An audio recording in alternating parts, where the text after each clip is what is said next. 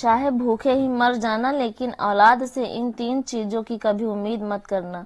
नमस्कार दोस्तों, दर्पण ज्ञान गंगा द चैनल में आपका फिर से स्वागत है। प्रिय दर्शकों, आज की कहानी आपके लिए बहुत कुछ सिखाने वाली है, जिसमें एक कौवा ने बुढ़ापे के लिए बहुत अच्छी जानकारी दी है। बताया है कि चाहे भूखे ही मर जाना पड़े तो मर जाना, लेकिन अपनी औलाद से इन 3 चीजों की कभी उम्मीद मत करना। वह 3 चीजें कौन सी है दोस्तों, जिनके लिए बुढ़ापे में अपनी औलाद से कोई उम्मीद ना रखे? आइए दोस्तों, इस प्यारी सी कहानी के माध्यम से आपको समझाते हैं कि कौन सी 3 चीजों के लिए औलाद पर उम्मीद नहीं रखना चाहिए। बस आपसे निवेदन है कि आप हमारी इस कहानी को ध्यान पूर्वक ही सुने और वीडियो को पूरा ही देखें, तभी आपको इस तरह की जानकारी प्राप्त हो जाएगी। चलिए दर्शक भाइयों, आप शुरू करते हैं एक कौवा की बताई हुई एक सुंदर सी कहानी। प्रिय दर्शकों, एक समय की बात है, किसी जंगल में एक कौवा और कौवी का जोड़ा रहता था। एक वृक्ष पर अपना घोंसला बनाकर के वे आराम से सो रहे थे। वे दोनों पति पत्नी एक दूसरे से बहुत प्रेम करते थे। दोस्तों, एक दिन की बात है, कौवा की पत्नी कौवी गर्भवती हो जाती है, और जब वो गर्भवती हो गई तो उसने अपने कौवा से कहा कि हे स्वामी ईश्वर की मेहरबानी से आज मैं प्रेग्नेंट हो गई हूँ। दोस्तों, भैया कौवा अपनी कौवी की ये बात सुनकर बहुत खुश हो गया और बोला, अब हम दोनों माता पिता बनने वाले हैं, ये तो बड़ी खुशी की बात है। प्यारे दोस्तों, कौवा अपनी पत्नी कौवी का खूब ख्याल रखता है था। जब उसे पता चला कि कौवी गर्भवती है तो वो उसकी बहुत अच्छी देखभाल करने लगा। हर दिन उसे दाना पानी लाकर घोंसले में देता था। धीरे धीरे वक्त बीतता गया और कौवी का डिलीवरी का समय आने वाला था। अब कौवी बहुत खुश थी और अपने पति कौवे से कहती है कि पिया जी, हमारी संतान जल्द ही आने वाली है। मैं बहुत जल्दी अपने बच्चे को जन्म देने वाली हूँ। वो बुढ़ापे में हमारी खूब देखभाल करेगा, हमारा सहारा बनेगा। अब हमें किसी बात की चिंता नहीं करनी चाहिए। हमारी संतान हमारी खूब सेवा करेगी और इसलिए हमें दोनों को बहुत खुशी होनी चाहिए। दोस्तों, कौवा अपनी पत्नी कौवे की ये बात सुनकर कहता है, हे प्रिय, हमें ऐसा कभी नहीं सोचना चाहिए कि हमारी संतान हमारी सेवा करेगी या हमारे बुढ़ापे का सहारा बनेगी। कौवी कहती है, पिया जी, आप ऐसे क्यों कह रहे हैं? क्यों नहीं सोचना चाहिए? अरे यार, हर बच्चा अपने माँ बाप की देखभाल करता है, तो फिर हमारी औलाद हमारी देखभाल क्यों नहीं करेगी? दोस्तों, तभी कौवा बोलता है, हे दोस्त, मैं तुम्हें एक कहानी सुनाता हूँ, इसे ध्यान से सुनो।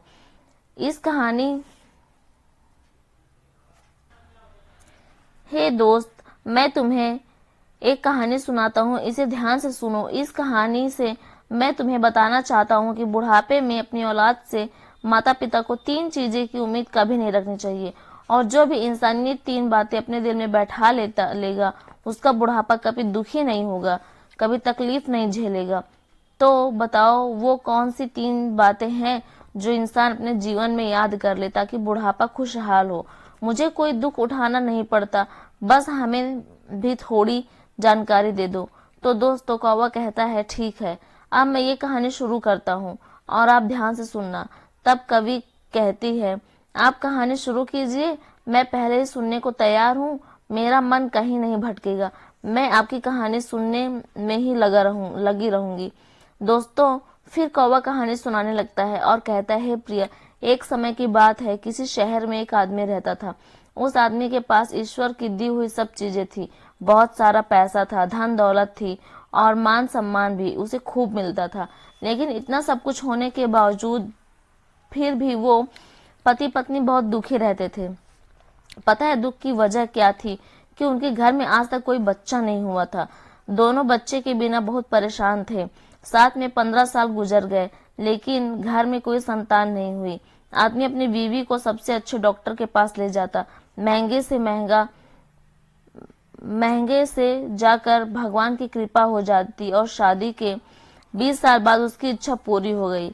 ईश्वर की मेहरबानी से उस आदमी की पत्नी को फिर से एक बेटा होता है। दोस्त, कौवा कहता है, अरे कौवी, अस्पताल में बच्चे का जन्म हो गया। इधर नर्स ने जाकर सेठ को बताया, आपकी पत्नी ने एक बहुत सुंदर और बढ़िया बेटा दिया है। ये सुनकर सेठ बहुत खुश हो जाता है। बच्चे की साफ सफाई के बाद वो नर्स उस नन्हे से बेटे को लेकर उनके पास जाती है जहां पत्नी पति बैठे होते हैं। महंगे अस्पताल में इलाज कराता, पवित्र स्थलों पर जाकर संतान की मनोकामना मांगता, मंदिर में माथा टेकता, और जब ये सब करता था तभी कहीं जा करके भगवान की कृपा हो जाती और शादी के 20 साल बाद उसकी इच्छा पूरी होती। ईश्वर की मेहरबानी से उस आदमी की पत्नी को फिर से एक बेटा होता है। दोस्त कौवा कहता है कि अस्पताल में बच्चे का जन्म हो गया। इधर नर्स ने जाकर सेठ को बताया, आपकी पत्नी ने एक बहुत सुंदर बेटा को जन्म दिया है। पत्नी पूछने लगी कि हमारी संतान कैसी है, कोई दिक्कत तो?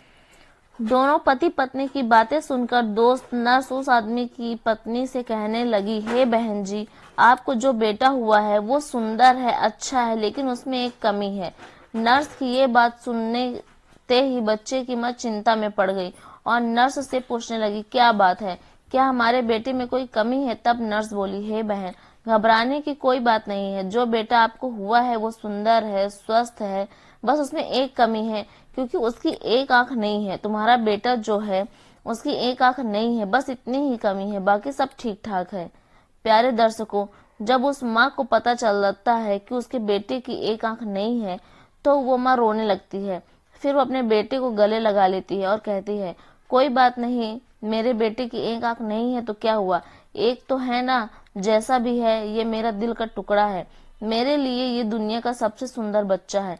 प्यारे दर्शकों, ये बात सच है कि माँ के लिए सब भी बच्चे बराबर होते हैं, चाहे उसकी संतान काली हो, कुरूप हो या कोई गोरा सुंदर हो। माँ कभी अपने बच्चे के शरीर को नहीं देखती, वो तो उसकी आत्मा से जुड़ी होती है और अपनी आत्मा से बच्चे से प्यार करती है।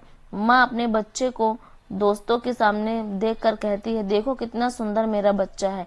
ये सुनकर नर्स की आंखों में आंसू आ जाते हैं और वो सोचने लगती है, अगर भगवान को बच्चों की खुशी देना ही था तो इस बच्चे को दोनों आंखें क्यों नहीं दी? अगर दोनों आंखें दे देता तो क्या कमी रह जाती? ये सुनकर माँ कहती है, कोई बात नहीं नर्स जी, ये तो मेरा बेटा ही है ही, पर आज अगर उसकी दोनों आंखें ठीक होती तो और भी बढ़िया होता। दोनों आंखों के साथ मेरा बेटा कितना सुंदर दिखता। दोस्तों, जब माँ ये बातें सुनती है और नर्स को दे देती है तो कहने लगती है, बहन जी, आपकी चिंता दूर हो सकती है। माँ ने पूछा, कैसे? तब नर्स ने कहा, अगर आप चाहती हैं कि आपके बेटे की दोनों आंखें ठीक हों तो ऐसा भी हो सकता है। जब माँ ने ये सुना कि आपके बच्चे की दोनों आंखें ठीक हो सकती हैं तो वो बोली, हे नर्स, ये कैसे मुमकिन है, मुझे सही तरीके से समझाओ। तब नर्स कहती है, ये हो सकता है, इसके लिए आप दोनों माता पिता में से किसी एक को अपनी एक आंख देनी पड़ेगी ताकि आपके बेटे की दोनों आंखें ठीक हो जाएं। दोस्तों, जब नर्स की ये बात उस आदमी से कहती है, यानी उस सेठानी के पति से जो भविष्य में उस बेटे का पिता बनने वाला है, तो वह जवाब देने लगता है, कोई बात नहीं नर्स मैडम, हमारे बेटे की एक आंख तो बिल्कुल ठीक है, वो एक आंख से ही दुनिया देख सकता है, दूसरी आंख लगाने की कोई जरूरत नहीं। हमारा बेटा जैसा है वैसे ही अच्छा है। मैं अपनी आंख दान नहीं कर सकता क्योंकि मेरा घर मेरी मेहनत और मजदूरी से चलता है। अगर मेरी एक आंख नहीं होगी तो मैं कैसे काम करूंगा, मैं अपने परिवार का कैसे ख्याल रख पाऊंगा, इस बच्चे का खर्चा कैसे उठाऊंगा, इसका पालन पोषण कैसे कर पाऊंगा। ये सब तभी कंधों मुमकिन होगा जब मेरी दोनों आंखें ठीक होंगी। मैं एक पिता हूँ और अपनी पत्नी और बच्चों की जिम्मेदारियां मेरे कंधों पर है। अब अगर बेटे की एक आंख की बात करें तो ये सब भगवान की देन है। ईश्वर ने जिसे भी जिस रूप में भेजा है वो वैसा इस दुनिया में आता है। हमारा बेटा वैसे ही है। दोस्तों, पिता ने तो साफ मना कर दिया, लेकिन माँ तो आखिर माँ होती है। उसने कहा, मैडम, अगर ऐसा हो सकता है तो मैं अपनी एक आंख अपने बेटे को देना चाहती हूँ। मेरा तो बस यही है कि मैं घर पर ही हूँ, लेकिन मेरे बेटे को तो अपनी पूरी जिंदगी जीनी है, इसलिए नर्स मैडम ने अपनी एक आंख अपने बेटे को देना चाहती हूँ। मेरी पत्नी की ये बात सुनकर वो आदमी अपनी पत्नी से बोला,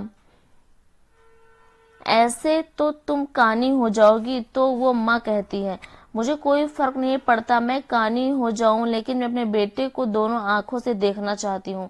मेरी एक आंख ले लो और मेरे बेटे को दे दो। जब बेटे की दोनों आंखें होंगी तो वो कितना खूबसूरत लगेगा।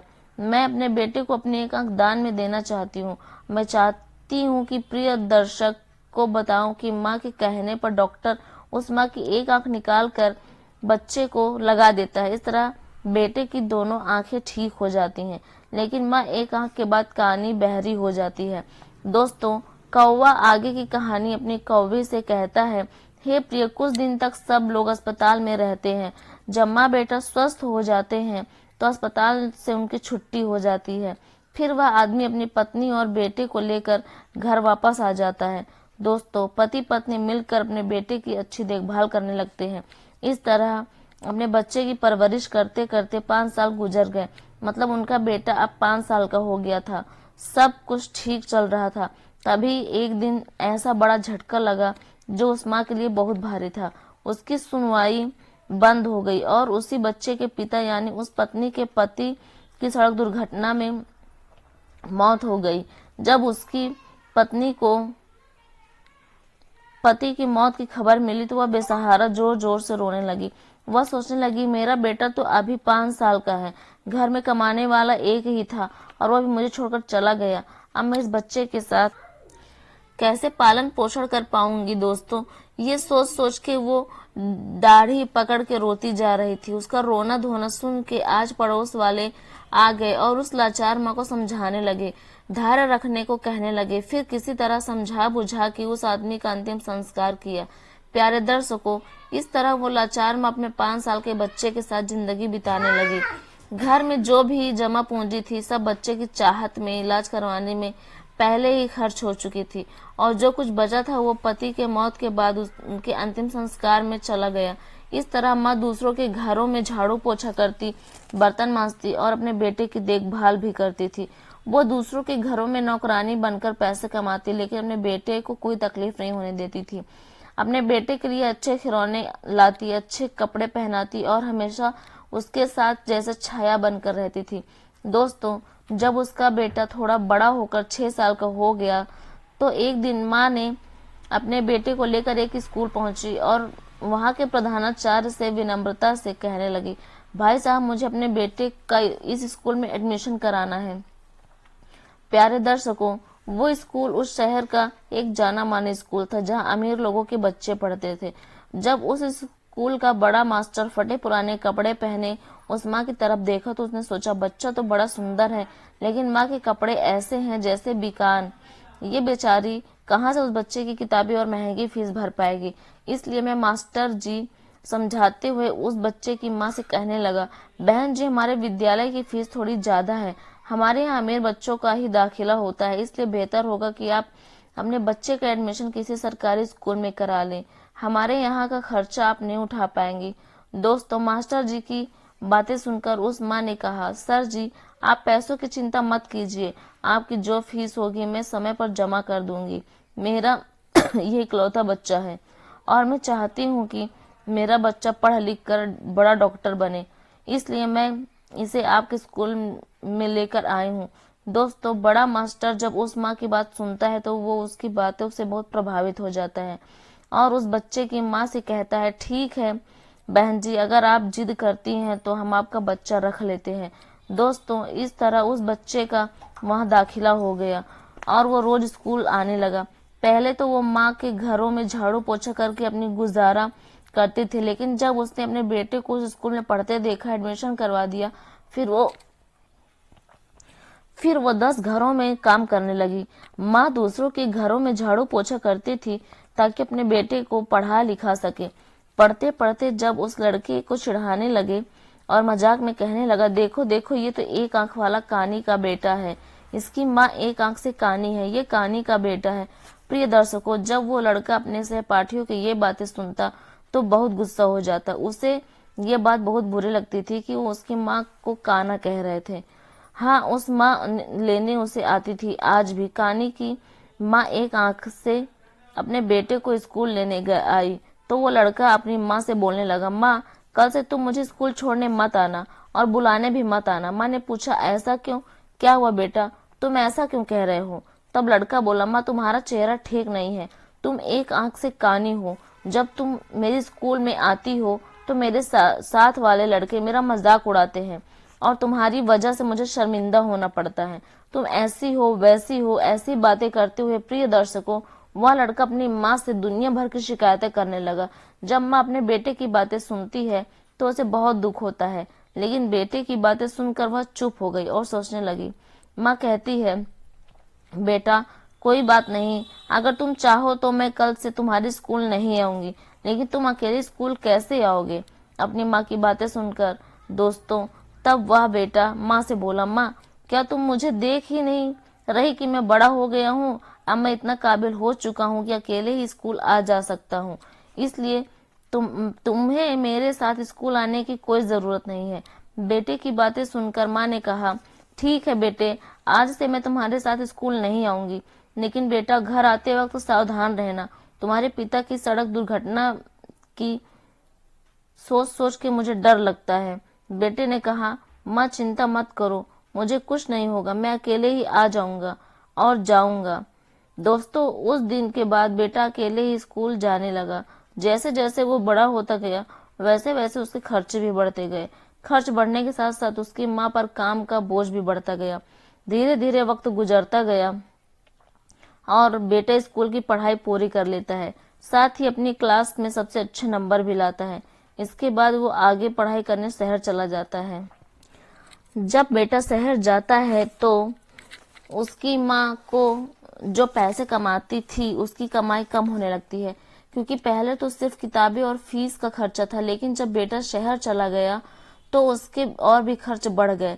माँ जो भी पैसा कमाती थी वो कम पड़ने लगा, लेकिन उस माँ ने हार नहीं मानी। पहले तो वो 15 घरों में काम करके बेटे का खर्चा पूरा करती थी। बेटे के शहर जाने के बाद वो 30 घरों में बर्तन मांजने लगी, झाड़ू पोछा करती रही, दिन भर मेहनत करती और मेहनत करते करते रात के 11 भी हो जाते थे। तब जाकर वो बेचारी माँ अपने बेटे के लिए 5,000 रुपए भेज पाती थी। दोस्तों, मैं इसलिए इतनी मेहनत करती थी ताकि एक दिन मेरा बेटा पढ़ लिख कर बड़ा हो सके, डॉक्टर बन जाऊंगा तो मुझे सुकून मिलेगा, एक दिन मुझे भी आराम मिलेगा। आज मेरी मेहनत से मेरा बेटा डॉक्टर बन जाएगा तो मैं आज मेरी मेहनत से मेरा बेटा डॉक्टर बन जाएगा तो मैं अपने बेटे के साथ रहकर बहुत खुश होंगी। इसलिए दोस्तों, माँ जो थी बहुत मेहनत करती थी और 30 घरों में काम करके अपने बेटे के लिए पैसा भेजा करती थी। इस तरह मेहनत करते करते मैं समय से पहले बूढ़ी हो जाती हूँ। धूप में उसका गोरा रंग भी काला पड़ गया, लेकिन वो अपने बेटे के लिए कोई तकलीफ नहीं होने देती। प्यारे दर्शकों, कौवा आगे की कहानी अपनी कौवी से कहता है कि हे प्रिय, जब ऐसे ही कुछ दिन और बीत जाते हैं तो माँ को एक दिन एक चिट्ठी मिली जिसमें लिखा था कि माँ, अब मैं शहर में बड़ा डॉक्टर बन गया हूँ, इसलिए तुम्हें मेरे लिए पैसे भेजने की ज़रूरत नहीं है। प्यारे दर्शकों, जब उस माँ को यह चिट्ठी मिली कि उसका बेटा बड़ा डॉक्टर बन गया है तो वो बहुत खुश हुई और सोचने लगी कि पति के जाने के बाद मेरा बेटा ही मेरा सहारा है। मेरी जो ख्वाहिश थी कि मेरा बेटा डॉक्टर बने, वो आज पूरी हो गई। उस माँ के बेटे ने ये बात चिट्ठी में लिख कर बताया था कि माँ, मैं डॉक्टर बन गया हूँ, लेकिन मैं बेटा अभी तक गांव में मिलने माँ नहीं आई थी। दोस्तों, जब उस बूढ़ी माँ को ये खत मिला तो पूरे गांव में मिठाइयाँ बांटने लगी और सबको बड़े गर्व से बताती कि आज हमारी मेहनत रंग लाई, मेरा बेटा डॉक्टर बन गया है। फिर माँ अपने बेटे के गांव आने के इंतजार करने लगी और सोचने लगी कि बेटे को शहर गए बहुत समय हो गया, अब वो डॉक्टर बन चुका है तो मुझसे मिलने जरूर आएगा। मैं अपने बेटे की आरती उतारूंगी। हर दिन वह इंतजार करती कि आज मेरा बेटा आएगा। गाड़ी जब भी उसके घर के सामने से गुजरती तो माँ दौड़ती हुई बाहर आ जाती, उसे लगता कि उसका बेटा आ गया। ऐसे इंतजार करते करते कई दिन बीत गए। रात को वह माँ सो नहीं पाती थी और सोचती रहती, पता नहीं क्या मजबूरी है, मेरा बेटा मुझे लेने क्यों नहीं आया, कब मुझे अपने साथ लेकर जाएगा। सोचती कि अब वो दिन आएंगे जब मैं दूसरों के घरों बर्तन मांजती, झाड़ू पोछा लगाती थी। अब तो मैं आराम से बैठकर अपनी बेटी की कमाई खाऊंगी। अब तो मेरे बेटे के घर नौकर चाकर भी होंगे, गाड़ी बंगला भी होगा। अब मेरे दुखों वाले दिन खत्म हो गए। दोस्तों, एक माँ पूरे दिन सपने लिखा करती थी। ऐसे ही उस माँ ने अपने बेटे का इंतजार करते करते 1 साल गुजार दिया, लेकिन उसका बेटा पूरे साल में एक भी दिन अपनी माँ से मिलने नहीं आया। फिर एक दिन उस माँ के पास बेटे का दूसरा खत आया। उस खत में लिखा था, माँ मेरी शादी हो गई है और तुम्हें पता है जिस लड़की से मेरी शादी हुई है वो बहुत अमीर घर की बेटी है। उस लड़की के पिता एक बड़े डॉक्टर साहब हैं। मैंने एक प्रसिद्ध डॉक्टर की बेटी से शादी की है। मेरी पत्नी बहुत ही दोस्तों, जब उस माँ उस खत में लिखी बातें पढ़ती तो उसकी आंखों से आंसू बहने लगते। उसे बहुत दुख होता क्योंकि माँ सोच रही थी कि अब उसका बेटा डॉक्टर बन गया है तो उसके लिए अच्छे अच्छे रिश्ते आएंगे और वो अपनी पसंद की लड़की से अपने बेटे की शादी कर सकेगी। लेकिन उस खत को पढ़कर माँ के सारे अरमान टूट गए। माँ सोचती है, हे भगवान, मैंने ऐसा कौन सा पाप किया, मुझसे कौन सी गलती हो गई, कौन सा अपराध किया कि मुझे इतनी बड़ी सजा मिल रही है। हर माता-पिता का सपना होता है कि मैंने अपने हाथों से अपने बेटे को दूल्हा बनाया होता, उसके सिर पर सेहरा सजाया होता, अपने हाथों से उसे सजा-धजा के आशीर्वाद दिया होता, अपनी खुशियों से उसकी शादी रचाई होती। लेकिन मेरे बेटे ने तो मुझे अपनी शादी में बुलाया तक नहीं, बताया तक नहीं और शादी कर ली। क्या मैं यही देखने के लिए उसे पढ़ाया-लिखाया, इतना बड़ा किया? इसके लिए मैंने कितनी मेहनत की, दूसरों के घरों में जूठे बर्तन मांजे, मजदूरी की ताकि उसे वो काबिल बना सकूं कि वो डॉक्टर बन जाए। क्या मेरा इतना भी हक नहीं था कि मेरा बेटा मुझे अपनी शादी में शामिल करे? मैंने भी नहीं पूछा। अब शादी के बाद पत्र लेकर आकर बता रहा है कि माँ मैंने शादी कर ली। प्यारे दोस्तों, यह सोच सोच कर माँ पूरी रात आंसू बहाती रही। इतना सब होने के बाद भी माँ अपने बेटे के लिए दुआएं देती रही, रो रो कर सो जाती है, फिर भी उस माँ के मुंह से अपने बेटे के लिए आशीर्वाद ही निकलता है। कहती है, कोई बात नहीं बेटा, तुमने बिना बताए शादी कर दी, लेकिन मेरा आशीर्वाद तुम्हारे साथ है। अब माँ सोचती है दोस्तों कि मेरे बेटे ने शादी तो कर ली, उसकी पत्नी भी आ गई। अब हो सकता है मेरा बेटा और बहू दोनों मिलकर मुझे मिलने घर आएं और मुझे बुला के ले जाएं अपनी बहू को। जब मैं देखूंगी कि बहू मेरे पैर दबा रही है तो मैं अपना बहू को आशीर्वाद दूंगी। ये सोच सोच के माँ अपने बेटों को बहू का इंतजार करने लगती है। इसी तरह उस माँ को अपने बेटे और बहू का इंतजार करते करते 1 साल हो गया, लेकिन 1 साल बीतने के बाद भी उस माँ से उसका बेटा मिलने नहीं आया और न ही उसकी बहू आई। फिर कुछ दिन बाद उस माँ को तीसरा पत्र मिला जिसमें लिखा था कि हे माँ, अब तुम दादी बन गई हो। भगवान की कृपा से हमारे घर में बच्चे हैं। जब ये खबर उस माँ को मिली तो उसका सब्र टूट गया, उसकी हिम्मत जवाब देने लगी। दोस्त कहते हैं जिस माँ का बेटा बड़ा डॉक्टर बन जाए, शादी कर ले, उसका खुद का बच्चा हो जाए और माँ को इसकी खबर तक ना हो तो उस माँ के दिल पर क्या गुजरेगी। जिस बेटे के लिए उस माँ ने अपनी पूरी जिंदगी कुर्बान कर दी, उसका चेहरा सालों से नहीं देखा, तो ऐसे माँ का अपने बेटे के लिए बेचैन होना तो बनता है। जब वो माँ अपने बेटे के लिए ज़्यादा परेशान हो गई तो उसके मन में आया कि अब तो रहा नहीं जाता। फिर कुछ देर सोचती रही कि चलो कोई बात नहीं, पोता भी हो गया है, ये तो बहुत अच्छी बात है, खुशी की बात है। अब मैं अपने पोते को देखूंगी, अपनी गोद में उठाऊंगी, उसे खिलाऊंगी, उसके लिए पालना भी लाऊंगी। अब मेरा बेटा जरूर मेरी बहू और पोते के साथ मेरे पास आएगा। यही सब सोच सोच के माँ बेचैन होने लगी। इंतजार करते करते उसके 7 महीने और निकल गए, फिर भी कोई उससे मिलने नहीं आया। उस माँ का सब्र का बांध टूट गया, वह बहुत व्याकुल हो गई और उसी व्याकुलता में उस माँ ने फैसला किया कि चाहे कुछ भी हो जाए, मैं अपने पोते से मिलने जरूर जाऊंगी, मैं खुद ही जाऊंगी। दोस्तों, ये सोच कर माँ अपने बेटे और बहू से मिलने शहर की तरफ चल पड़ती है। रास्ते में किसी तरह पता पूछते पूछते वो उस शहर पहुंच जाती है जहां उसका बेटा रहता था, जो कि एक बड़े डॉक्टर थे। वहां पहुंचकर बूढ़ी माँ एक ऑटो वाले को बुलाती है और अपने बेटे का पत्र दिखाकर कहती है, बेटा मुझे इस जगह जाना है। ऑटो वाले ने पता देखा और बूढ़ी माँ को अपने ऑटो में बैठाकर बताए हुए पते पर छोड़ दिया। प्रिय दर्शकों, कुछ समय के बाद ऑटो वाले ने बूढ़ी माँ को लेकर बड़े डॉक्टर के बंगले पर पहुंच गया।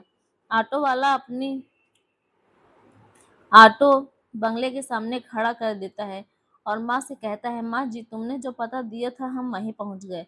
जो ये सामने बंगला है, यही डॉक्टर साहब रहते हैं। माँ उस ऑटो वाले को किराया देती है और अपना झोला उठाकर बंगले की तरफ चल देती है। माँ की नज़र जब डॉक्टर साहब के बंगले पर पड़ी तो वो बहुत खुश हुई। उसने देखा कि सुंदर और आलीशान बंगला बना हुआ है। बंगले के सामने चमचमाती हुई गाड़ी खड़ी है और दरवाजा पर चपरासी ने देखा तो उस माँ की खुशी का ठिकाना नहीं रहा कि मेरा बेटा इतने सुंदर घर में रहता है। फिर कौवा बोलता है कि हे प्यारी और बूढ़ी माँ, जो अपने पोते के लिए खिलौने और बहू के लिए साड़ी और कुछ मिठाइयाँ एक थैले में लेकर आई थी। जब वह थैला लेकर बंगले के अंदर जाने लगी तो जैसे ही वह अंदर घुसने वाली थी, गेट के पास खड़े चपरासी की नजर उस पर पड़ गई। चपरासी ने देखा कि फटे पुराने कपड़े पहने एक काली कलूटी बूढ़ी औरत जो एक आंख से कानी थी, बंगले के अंदर घुस रही है। जब वह चपरासी महिला को देखकर भागा कर रोका और औरत को एक आंख से कानी थी रोका और बोला, तुम्हें किससे मिलना है? ऐसे अंदर कहाँ जा रही हो? चपरासी की ये बात सुनकर माँ ने कहा, बेटा, मेरा बेटा यहीं रहता है, उसका बेटा हुआ है, इसलिए मैं अपने पोते से मिलने आई हूँ। चपरासी ने माँ को डांटते हुए कहा, अरे बुढ़िया, क्या तुमने कभी अपनी शक्ल आईने में देखी है? तुम्हें पता है ये बंगला किसका है? ये तो एक बड़े डॉक्टर साहब का बंगला है। तब माँ ने कहा, मुझे पता है ये डॉक्टर साहब का बंगला है और जो तुम्हारे डॉक्टर साहब हैं वही मेरे बेटे हैं। चपरासी बोला, अरे पागल बुढ़िया, तू तो गांव देहात की औरत है, ना तेरे कपड़े सही है, ना तेरी शक्ल ठीक है, एक आंख से कानी भी है, डॉक्टर साहब के बेटे कैसे हो सकते हैं? तो प्यारे दर्शकों, जब ये बात पास में खड़ा चपरासी सुन रहा था तो वो भी उस माँ के पास पहुंचा और उसे पता चला कि बुढ़िया कह रही है कि मैं डॉक्टर साहब की माँ हूँ। तो चपरासी ने उससे तुरंत पूछा, हे बुढ़िया, हे माँ, क्या तुम्हारे पास कोई सबूत है जिससे हम ये साबित कर सके कि तुम्हारे डॉक्टर साहब की माँ हो? जब वो माँ चपरासी की ये बात सुनती है तो उसने तुरंत अपने साड़ी के पल्लू में बंधे हुए खत निकालती है और चपरासी को दिखाती है, जो कि उसके बेटे ने अपनी माँ को भेजे थे। तब चपरासी वो खत खोलकर भेजने वाले का पता देखता है तो वो बूढ़ी माँ से माफी मांगने लगता है और कहता है, माँ, हमें माफ कर दो, हमें पता नहीं था कि आप हमारे डॉक्टर साहब की माँ हो। फिर माँ कहती है, चलो कोई बात नहीं, मैंने तुम्हें माफ कर दिया, अब बताओ मेरा बेटा और बहू कहाँ है? तब चपरासी दूर से इशारा करता हुआ बोला, माँ जी, ऊपर जो कमरा आपको दिख रहा है वही है वो लोग, और ये तुम्हारे बेटे का कमरा है और अभी इस समय घर पर ही है। प्रिय दोस्तों, अब ये माँ अपना सामान नीचे रख देती है, कहती है, सामान को बाद में ले जाऊंगी, पहले अपने पोते को जी भर के देख लेती हूँ, पोते को देख लेती हूँ, उसके बाद ये सामान ले जाऊंगी। दोस्तों, बूढ़ी माँ अपने पोते को देखने के लिए जल्दी जल्दी सीढ़ियाँ चढ़ रही थी और चढ़ते हुए जब वह घर के अंदर जाती है तो जैसे ही वह माँ घर के अंदर प्रवेश करती है तो वह देखती है कि घर के आंगन में पालना रखा हुआ है और उस पालने में उसका पोता झूल रहा है। जैसे ही उस बूढ़ी माँ की नजर अपने पोते पर पड़ी तो वह दौड़कर पालने से अपने पोते को उठा लेती है और उसे गले लगाकर प्यार करने लगती है। दोस्तों, जब ये बूढ़ी माँ अपने पोते को गोद में लेकर प्यार करने लगी तो बच्चे की नींद टूट गई और वह जोर जोर से रोने लगा। बच्चे की रोने की आवाज सुन जब पुत्र वधू के कानों में पड़ी तो वह रसोई से बाहर आ गई। सोचने लगी कि पता नहीं मेरे बच्चे को क्या हो गया जो इतनी तेज आवाज से चिल्ला रहा है। जब वह रसोई से निकलकर आंगन में आई और अपने बच्चे को एक भिखारी जैसी दिखने वाली बूढ़ी औरत के हाथों में देखा तो चिल्लाने लगी और अपने पति को आवाज लगाते हुए बोली, अरे सुनो, कोई काली कलूटी बूढ़ी औरत है, एक आंख से कानी, जो हमारे बच्चे को चोरी करने आई है। पति ने मेरी आवाज सुनी और नीचे आ गया। जैसे ही वह आया उसने अपने बच्चे को बूढ़ी औरत से छीनकर अपने सीने से लगा लिया और पति से कहा, तुमने घर में कैसे चपरासी रखे हैं? कोई भी हमारे घर में घुस जाता है, देखो ना, ये भिखारी बूढ़ी औरत हमारे बच्चे को चुराने आई थी। तभी बूढ़ी औरत बोली, बेटी, मैं चोर नहीं हूँ, मैं तुम्हारी सास हूँ और ये जो तुम्हारे पास है खड़ा है ये मेरा बेटा है, जो तुम्हारी गोद में खेल रहा है वही मेरा पोता है। मैं भला पोते को चुरा कर कहाँ ले जाऊंगी? जब वो माता जी की बात सुनती है तो अपने पति से बोली, ये बुढ़िया क्या बोल रही है? क्या ये सच है? ये बेकार जैसी दिखने वाली तुम्हारी माँ है? क्या तुम सच में ऐसे गरीब परिवार में पैदा हुए हो?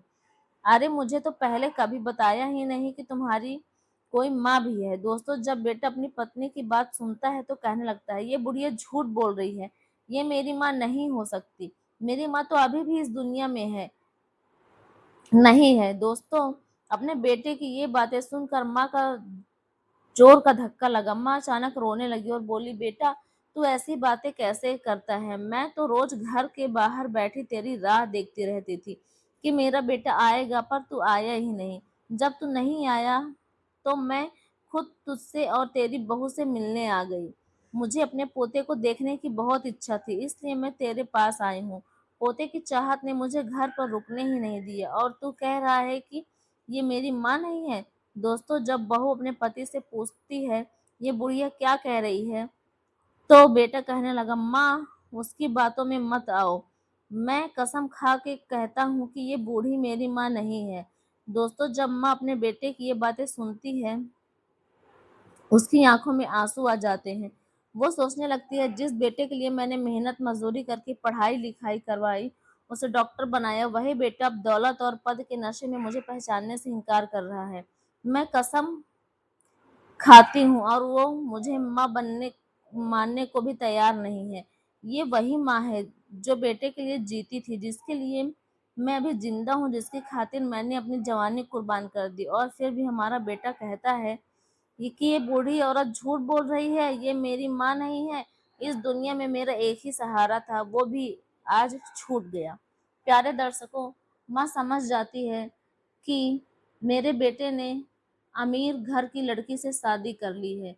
मेरा बेटा अब बड़े पद पर पहुंच गया है, इसलिए मुझे पहचानने से इनकार कर रहा है और सोच रहा है कि अगर हम बताएंगे कि ये मेरी माँ है तो उसकी बेइज्जती होगी। दोस्तों, माँ ने कहा, कोई बात नहीं, मुझे लगा तुम मेरे बेटे हो, इसलिए मैं तुम्हारे पास भाग कर आई, क्योंकि तुम्हारे जैसा मेरा भी एक बेटा था जिसे मैंने मेहनत मजदूरी करके डॉक्टर है बनाया था, जो मेरा जीने का सहारा। लेकिन अब मुझे पूरा यकीन हो गया है कि तुम मेरे बेटे नहीं हो सकते। मुझसे गलती हो गई, मुझे माफ कर दो। प्रिय दर्शकों, इतना कहकर माँ रोते हुए घर की सीढ़ियों से नीचे उतरने लगी। उसके दिल पर ऐसा दर्द था जैसे किसी ने सीधे कलेजे पर तीर चला दिया हो। वो सोचने लगी कि बुढ़ापे में मेरा एक ही सहारा था, वो भी आज मुझसे छिन गया। अब मैं किसके सहारे जीऊंगी? एक उम्मीद थी, वो भी टूट गई। माँ सोचती है कि जिसे मैंने अपनी जिंदगी की खुशी समझा था, जिसे मैंने अपने जीने का अधिकार माना था, जिसने मेरी जिंदगी की नैया को पार लगाया था, वो वाला था, और वही इस बूढ़ी जिंदगी की नाव डुबा रहा था। दोस्तों, ऐसे ही रो रो कर माँ भारी कदमों से नीचे उतरने लगी। अब उसके दिल में बस एक ही ख्याल था कि जब बेटा ही हमसे मुंह मोड़ चुका है तो इस दुनिया में जीकर क्या फायदा। अब बेटा नहीं रहा तो जिंदगी का भी क्या होगा। दोस्तों, ऐसे ही माँ अपने बेटे के घर से बाहर निकल गई और बंगले के बाहर जो चपरासी का कमरा था वहां पहुंच गई। उसने एक चपरासी को अपने पास बुलाया और कहा, बेटा मुझे एक खत लिखवाना है, क्या तुम मेरे लिए ये कर सकते हो? तो चपरासी ने कहा, क्यों नहीं, क्योंकि उन्हें पहले से पता था कि ये बूढ़ी औरत डॉक्टर साहब की माँ है। इसलिए वो तुरंत ही कागज कलम लेकर बूढ़ी के पास आए और पूछने लगे, माँ जी बताइए इसमें क्या लिखना है। ऐसे ही बूढ़ी माँ बोलती गई और चपरासी लिखता गया। जब पत्र पूरा हो गया तो माँ ने उस चपरासी से कहा, बेटा मुझे बहुत जोर से प्यास लगी है, क्या तुम मेरे लिए थोड़ा पानी ला सकते हो? माँ की बात सुनकर चपरासी पानी लेने चला गया और बूढ़ी माँ ने अपनी साड़ी का फंदा ऊपर छत पर लटके हुए पंखे से जोड़ लिया, अपने आप को फांसी लगाकर आत्महत्या कर ली और मर गई। वहीं चपरासी जब पानी लेकर वापस आता है तो उसी कमरे की तरफ देखता है जहां बुढ़िया को छोड़कर गया था। वह देखता है कि माताजी फांसी के फंदे पर लटक रही हैं। तुरंत ही वह जाकर ये खबर डॉक्टर साहब को देता है। ये खबर सुनते ही पति पत्नी दौड़ते हुए उस कमरे से बाहर आते हैं और वहीं पहुंचते हैं जहां बुढ़िया फांसी पर झूल रही थी। डॉक्टर साहब के पीछे उनकी पत्नी भी दौड़ती हुई पहुंचती है।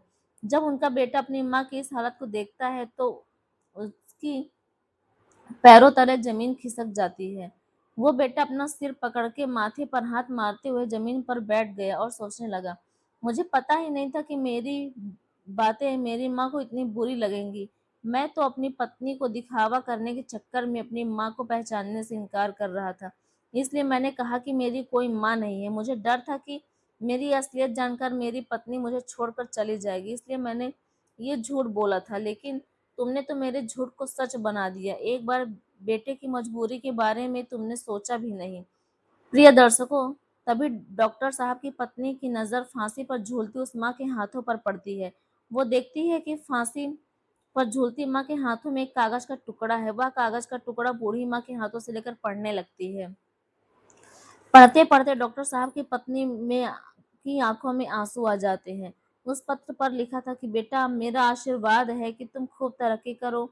मेरा साथ तुम्हारे साथ है। मैं जाते जाते तुम्हें कुछ राज बताना चाहती हूँ। हे बेटा, मैं अच्छी नहीं दिखती तो उसके पीछे भी एक वजह तुम ही हो। जब तुम्हारा जन्म हुआ था तब तुम्हारी एक आंख भी नहीं थी। मैंने अपनी एक आंख तुम्हें देकर तुम्हें सुंदर बनाया, अच्छा रूप दिया और मैं कानी हो गई। फिर उसी काले चेहरे की वजह से तुम मुझसे नफरत करते हो, क्योंकि मैं कानी हूँ और मेरा रंग भी काला है। ये सब वैसे भी शुरू में ऐसा नहीं था। बेटे, आज तुम जिस मुकाम पर हो उस मुकाम तक पहुंचाने के लिए मैंने दिन रात मेहनत की है। मैंने कभी ये नहीं देखा कि कितनी गर्मी है, कितनी ठंड है।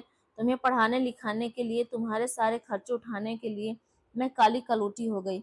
मेरा रंग गोरे से काला हो गया, फिर भी मुझे कोई मलाल नहीं। तुम इतने सुंदर हो, ये जानकर मुझे बहुत खुशी हुई। मैं तुम्हें देखना चाहती थी, अपने पोते को देखना चाहती थी, अपनी बहू से मिलना चाहती थी। इसलिए मैं शहर गांव छोड़कर सीधे शहर आ गई। मेरा सब्र खत्म हो गया था, इसलिए मैं दौड़ती हुई आई, क्योंकि तुमने कभी गांव आकर मेरा हाल नहीं पूछा। लेकिन जब मैं खुद चलकर तुमसे मिलने आई तो तुमने पहचानने से ही मना कर दिया। इसलिए मुझे लगा कि अब इस दुनिया में मेरा कोई नहीं है, अब जीने का कोई मतलब नहीं। जब कोई मेरा साथ ही नहीं देता तो जीने का क्या फायदा। जाते जाते ईश्वर से यही दुआ है, मैं दुआ करती हूँ कि तुम हमेशा अपनी जिंदगी में खुश रहो और तुम्हारी संतान भी खुश रहे। प्यारे दोस्तों, जब उस बेटे की पत्नी ने ये खत पढ़कर अपने पति को सुनाया तो वो लड़का शर्म से सिर झुकाकर लिया। उससे खुद से नफरत होने लगी कि जिसने मेरी जिंदगी बनाने में अपनी सारी कुर्बानी दी, वही माँ आज मेरी दहलीज पर मुझसे मिलने आई और मैं उससे एक गिलास पानी तक नहीं पूछ पाया। ऐसा लगा जैसे बेटे के लिए अब हमें खुद से बहुत ही नफरत होने लगी। दोस्तों, इस तरह दोनों पति पत्नी अपनी गलती मानकर उस मर चुकी माँ के सामने माफी मांगने लगे। माँ के पैरों के पास गिर गए और जोर जोर से रोने लगे। पति पत्नी दोनों बार बार माँ से माफी मांग रहे थे, माँ हमें माफ कर दो। लेकिन जब अब क्या किया जाए, बहुत देर हो चुकी थी। माँ इस दुनिया को छोड़ चुकी थी। उनकी माफी सुनने के लिए वहां कोई मौजूद नहीं था। वो बहुत दूर चली गई थी, उस जगह जहां से कोई वापस नहीं आता। दोस्तों, अब डॉक्टर साहब के जीवन में बस पछतावा बचा था। वो सोचने लगे, ये दुनिया कैसी है। कुछ लोगों के जीवन में माँ नहीं होती और बाकी सारी जिंदगी माँ के लिए तरसते हैं, और जिनके जीवन में माँ होती है उनकी माँ के बच्चे उनकी कद्र नहीं करते, जैसे कि मैं। डॉक्टर साहब आप पछतावे की आग में जल रहे हैं। प्यारे दर्शकों, कहते हैं पत्नी और बच्चे दोबारा मिल सकते हैं, लेकिन माँ दोबारा नहीं मिलती। एक बेटा ही माँ बाप के जीने का सहारा होता है, बुढ़ापे की सहारा होती है। और जब बेटा अपने धन और पद के नशे में अपनी माँ बाप को पहचानना ही बंद कर देता है, या उन्हें भूल या घमंड में आकर उनका अपमान करता है, तो दुनिया में माता पिता को सबसे बड़ा दुख अपने ही बेटों से होता है। माता पिता अपनी संतान का भविष्य बनाने के लिए पूरी जिंदगी लगा देते हैं, उन्हें सफल बनाने के लिए अपनी सारी मेहनत और सुख दुख भुला देते हैं। वो कभी ये नहीं सोचते कि खुद खुशी क्या होती है। बस अपने बच्चे की खुशी में अपनी जिंदगी के सारे दर्द सह लेते हैं। और वही बच्चे जब पैसे और पद की नशा में चूर हो जाते हैं तो अपने माता पिता का अपमान करते हैं और उन्हें बहुत तकलीफ देते हैं। दोस्तों, कौवा आगे कहता है कि हे दोस्त, अगर आपके माता पिता हैं तो उनका सम्मान जरूर करो, क्योंकि इंसान की सफलता में माता पिता का बड़ा योगदान होता है। बच्चे मूर्ख पूछते हैं, माँ तुमने हमारे लिए क्या किया है। अरे मूर्ख, जो कुछ भी तेरे जीवन में हुआ है वो तो माता पिता ने ही किया है। उन्होंने तुझे बनाया, तुझे पढ़ाया लिखाया, तुझे पालने में कितनी तकलीफें उठाई। और ये बच्चा भूल जाता है कि माँ बाप के अलावा इस दुनिया में कोई ऐसा नहीं जो तेरा सच में भला चाहे। माता पिता मरने के बाद भी तेरा भला ही चाहेंगे, पर तुझे इस दुनिया में और कोई नहीं मिलेगा। जो लोग तेरे अपने होने का दावा करते हैं वे भी बस एक खास वक्त और अपने मतलब के लिए ही तेरा भला चाहते हैं। लेकिन माता पिता बिना किसी स्वार्थ के जिंदगी भर तुम्हारा भला चाहते हैं। दोस्तों, कौवा कहता है, हे दोस्त, एक माँ अपने बच्चे को जन्म देते वक्त अपनी खूबसूरती खो देती है, लेकिन जब वो बच्चा बड़ा होकर शादी करता है तो वही बच्चा अपनी पत्नी की खूबसूरती में अपने माँ बाप को भुला देता है। कहते हैं कि माँ बाप अपनी संतान की खुशी के लिए सब कुछ छोड़ देते हैं, लेकिन जब बच्चे बड़े होकर कुछ देने लायक हो जाते हैं तो हम क्या देते हैं? बस आंसू, बेबसी, दुख, अकेलापन और कुछ नहीं।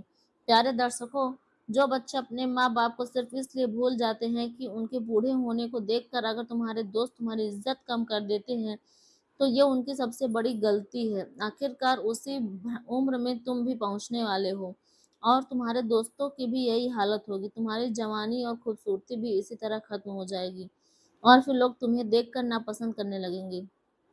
प्यारे दोस्तों, फिर कौवा कहता है, हे दोस्त, अब मैं तुम्हें बताता हूँ कि जवानी में माता पिता को अपनी औलाद से कौन कौन सी 3 चीजें कभी उम्मीद नहीं रखनी चाहिए। ध्यान से सुनो। नंबर 1, अपनी औलाद को अपना सहारा मानना। जब तुम बूढ़े हो, इस बात की कोई गारंटी नहीं कि हमारी औलाद बुढ़ापे में हमारा सहारा बनेगी। इसलिए बिल्कुल भी ये उम्मीद मत रखो। पहले ही अपने आप को मजबूत बनाओ और जवानी में खुद को संभालो, सीखो। थोड़ी जमा पूंजी भी इकट्ठी कर लो ताकि बुढ़ापे में बच्चों से किसी तरह की उम्मीद न करनी पड़े। दूसरा, कभी ये मत सोचो कि तुम्हारी संतान तुम्हें कभी भूलेगी नहीं। पत्नी और बच्चे प्यार में पड़कर या पद प्रतिष्ठा के नशे में तुम्हें भूल भी सकते हैं, इसलिए उनसे उतनी उम्मीद रखो जितनी वे दूर होने पर तुम्हें दे सके। प्रिय दोस्तों, आपको दुख नहीं होना चाहिए और सबसे बड़ी बात, किसी भी माँ बाप को ये सोचकर कभी दिल छोटा नहीं करना चाहिए कि हमारा औलाद समाज में हमारी इज्जत करेगी, हमारा सम्मान करेगी। ऐसा होना मुमकिन ही नहीं है, क्योंकि ज्यादातर बच्चे ही समाज में अपने माँ बाप को गालियां देते हैं, अपमानित करते हैं, उनकी इज्जत की कोई परवाह नहीं करते और कभी भी अपनी औलाद आपकी इज्जत को ठेस पहुंचा सकती है, आपको समाज में शर्मिंदा कर सकती है। इसलिए इन 3 बातों की उम्मीद किसी भी माँ बाप को नहीं रखनी चाहिए। तो प्यारे भाइयों, हमारी आज की कहानी यही खत्म होती है। उम्मीद है आपको ये वीडियो और कहानी बहुत पसंद आई होगी और इससे आपको खूब प्रेरणा मिली होगी। अगर आपको ये कहानी अच्छी लगी हो तो कमेंट बॉक्स में अपनी राय जरूर दें। फिर मिलते हैं अगली वीडियो में किसी नई कहानी के साथ। इतना समय देने के लिए सभी दर्शक और सब्सक्राइबर भाइयों का दिल से धन्यवाद। नमस्कार।